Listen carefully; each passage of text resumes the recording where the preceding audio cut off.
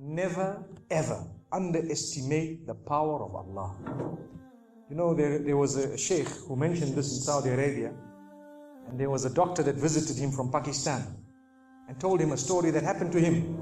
So he says, what happened to me, he says, the doctor who's speaking is a top neurologist, one of the top doctors in Pakistan, or, you know, a very, very good doctor, very hard to meet.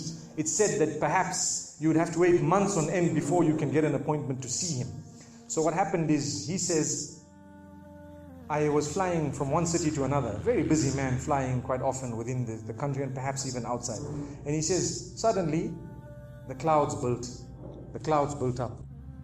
Huge clouds, and the lightning started striking, and it started pouring, and there was lots of turbulence, and one of the engines was struck and it was damaged. So we had to land. And so what happened is, the landing was at a nearby little airport or a little strip and so on. And when they landed there, it was a remote area. How are you going to repair this aircraft? A few people who were on it, it was a small plane, they were, quite surprised because they landed it in such a remote place. No one's there to repair it. They would have to wait, definitely. So the doctor asks the captain or the pilot that, you know what, how long are you going to be? He says, no, we're going to be quite long. Well, I need to get to that area. Look, he says, it's just a 3-hour drive by vehicle. So why don't you just go by road? And you know, you can go there and get there. He says, okay, good idea, because this is going to take long. So he decides to go on one of the tri-shows, you know, in Pakistan, one of the areas, wherever it was, and he jumped in. And as they started progressing, the clouds built again. And the lightning was striking, and the rain started pouring. And it was pouring so much that their vehicle could not move much more because of the mud and because of everything else. And so it was quite an open area with a bit of farmland. And after a while they realized, look, we're not getting anywhere. There's a little house here. Why don't we just go there? We can read our salah. Perhaps we can, see, have a bit of a meal or whatever else. And they decided to knock the door. Strange people, strange land, far off, out in the rurals.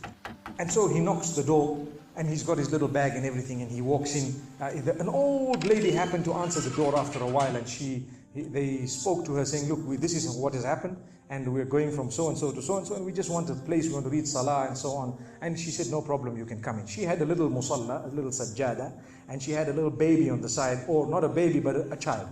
And the child, every little while, she's actually checking on the child, and she's sitting on that musalla, making dua and reading her own salah. These people fulfilled their salah, did whatever they had to. And when they were about to leave, they spoke to the old lady saying, thank you very much, jazakumullah khair, and so on. And, we're going, what's happening to this child, So the woman says, look, the child is an orphan. And the child is unwell, not well at all, very sick. And we've been to all the doctors around. And subhanallah, I'm the grandmother of this child. The doctors have told us that there is only one specialist around who can help this child. And we tried to make an appointment, but they asked us to come 6 months later. And it's far away. I've been making dua to Allah ever since that day. Ya Allah, make it easy for us. Child is sick. Make it easy for us, Ya Allah. So the man says, what's the name of that specialist? So the granny says, it's Dr. Ishan. Immediately this doctor burst into tears.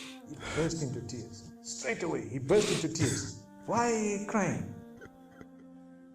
Your dua has just been accepted. For your dua, the thunder came, the lightning came, the engine struck, we came down, we came on the road, the rain came again and stopped us and so on. And do you know what?